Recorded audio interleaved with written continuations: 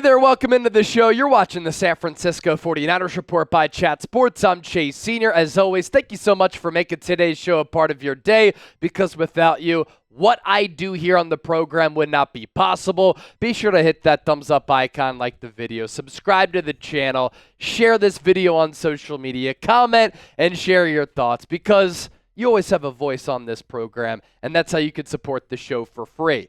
The topic that I want to talk about today, and the question I want to pose to the people: do the 49ers need to rebuild, or do they need to retool? Where do I side more?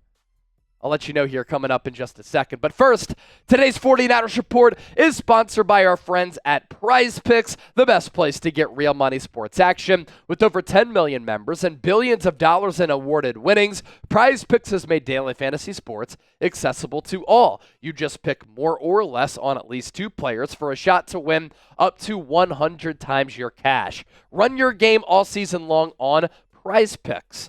Prize Picks?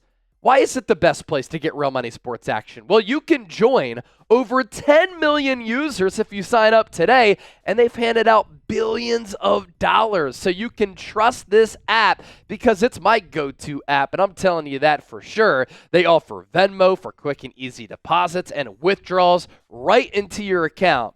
And Prize Picks puts their members first, so all withdrawals are fast, safe, and secure. When my picks hit, I can get my money in as quick as 15 minutes. I also always love the specials that Prize Picks runs because it allows us to get some easy victories. For instance, you look ahead to Thanksgiving. We're going to be spending some time with friends and family members, taking down some good food. I love Thanksgiving. I always can't look too far ahead to Christmas because Thanksgiving is first.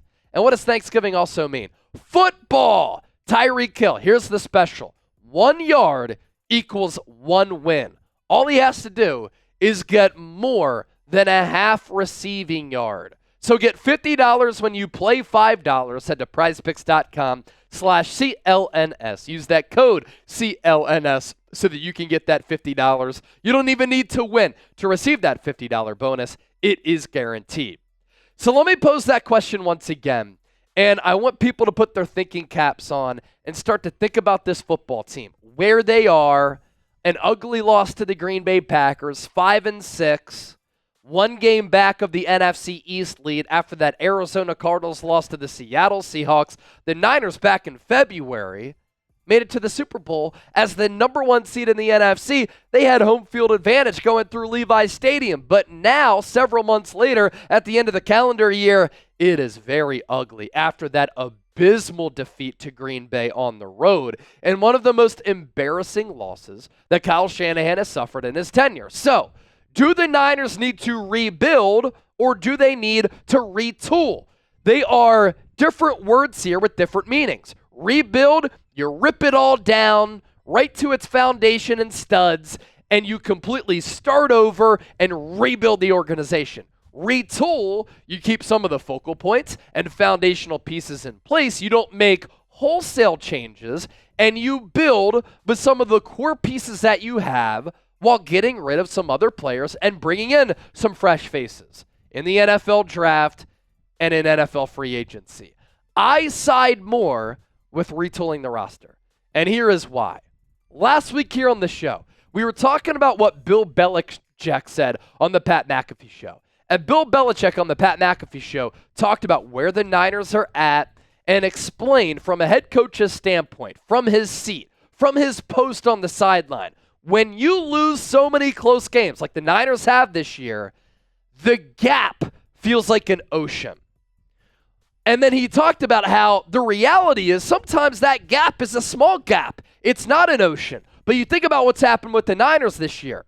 Not only have they lost 3 heartbreakers to NFC West teams who over the last couple of years they have handled, they have controlled and beaten. They've lost those games when they've been in their grasp, when they've been winnable, when the Niners have had leads with under 2 minutes to go. Inexcusable losses. It's on the front office. It's on Kyle Shanahan and the coaching staff. It's on the players. But when you suffer ugly losses like that, which have a ripple effect, which goes through your organization, you feel as though that small gap is a really wide one, wide like an ocean, like Bill Belichick was saying. But while it's been a very ugly season for San Francisco, I don't think that gap is an ocean. I don't think the hole is as deep as an abyss. I think that while it has been a very frustrating and maddening year, there's still a lot of talent on this 49ers roster. And here are where I think the Niners need to upgrade and some of the changes that they need to make in order to get back to their winning ways. Number one, get rid of Deebo Samuel. I am tired of his attitude. I'm tired of him being a disappointment since signing that contract extension. He is underproduced. And against the Green Bay Packers, he drops a critical pass which bounces off his hands, leads to the turning point of the ball game.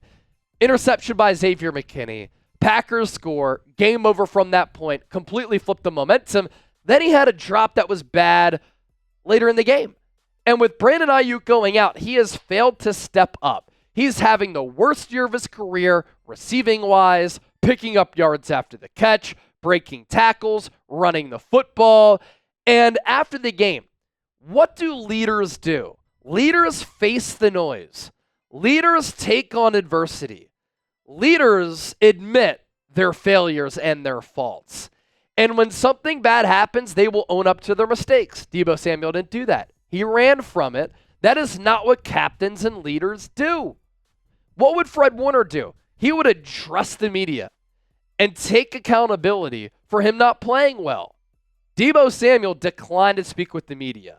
And with his price tag, with his declining play, and with the distraction that he's become, I think you get younger and fresher at that wide receiver position. It's time for Ricky Pearsall and Jacob Cowing to get some more run.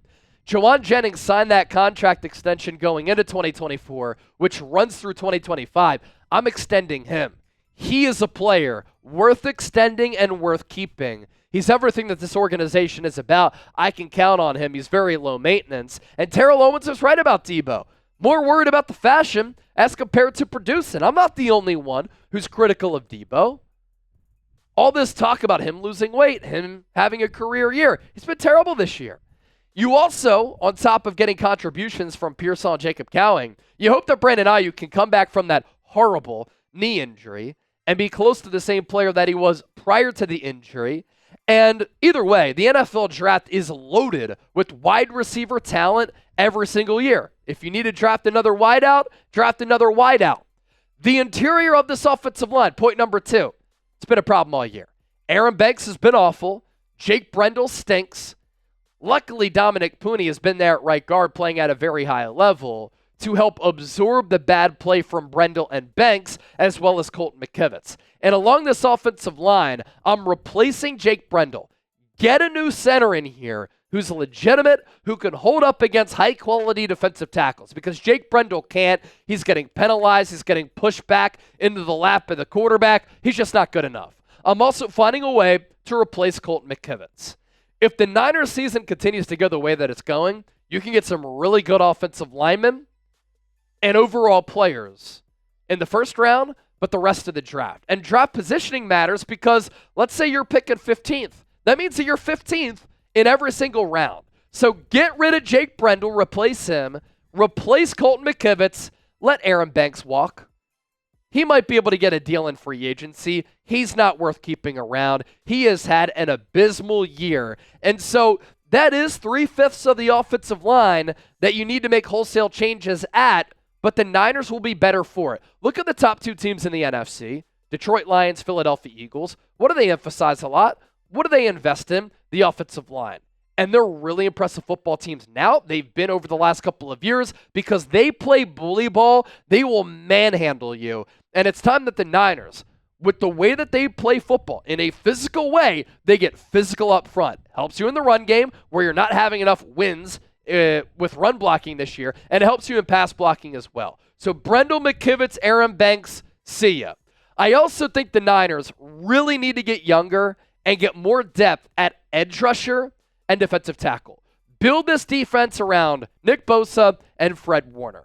Nick Bosa and Fred Warner are still elite players. Bosa's been awesome this year. The Niners missed him again against Green Bay. Fred Warner's play has declined a little bit after that ankle injury, but we saw how he was playing prior to that injury the first month of the year when he was fantastic. But build this defense around Bosa, Warner, and along that defensive line, you need more depth. The Niners don't have enough depth in the trenches on the defensive side of the football. That's why they wear down so much throughout the course of games. And it's both at edge and at defensive tackle. Let Charvarius Ward go. He's going to get a bag in free agency. A team will pay him, looking at his 2023 season and saying, second team All-Pro, we'll bring him in here. We need a player like that. And he's an excellent corner. But you're getting younger at the cornerback position.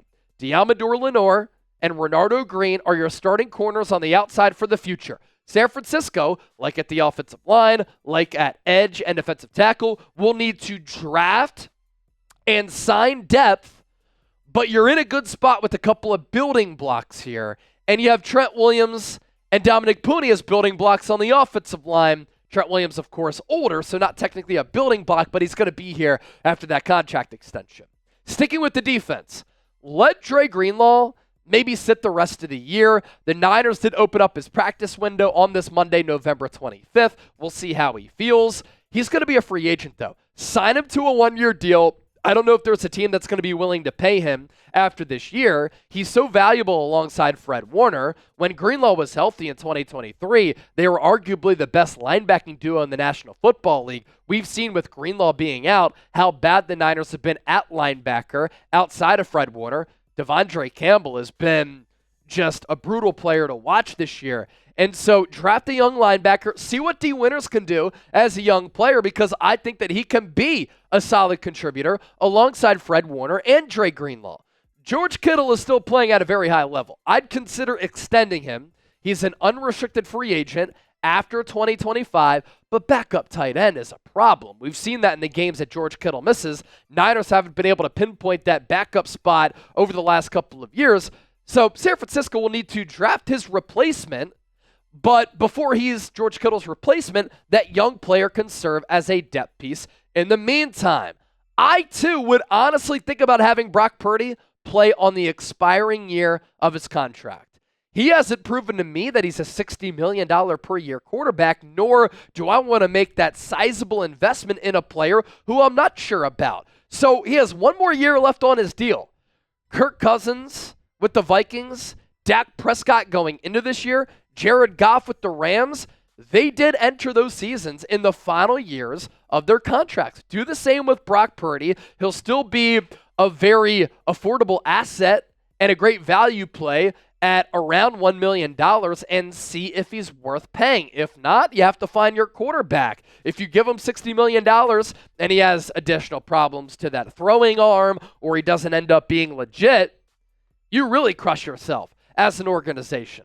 With some coaching changes here, fire Nick Sorensen, hire Robert Saleh. Fire Brian Schneider, the special teams coordinator, and bring in a new special teams coach. This special teams unit is a straight-up joke, and Kyle Shanahan has to emphasize that third phase a little bit more. I also think that Kyle Shanahan should hire an offensive coordinator, kind of in the role that Mike McDaniel served a couple of years ago, to give Shanahan a fresh set of ideas and a fresh set of eyes on the offensive side of the football, because clearly Kyle Shanahan this year has been struggling. So to round this out, I think all of this is achievable. I think all of this is realistic. These aren't massive changes where you're tearing the whole operation down and having to rebuild. You're just having to retool a little bit. Let me know what moves you would make down in the comments section. Thanks for watching the show. As always, don't forget to hit that subscribe button, and we'll be back for a loaded Tuesday here on the San Francisco 49ers Report.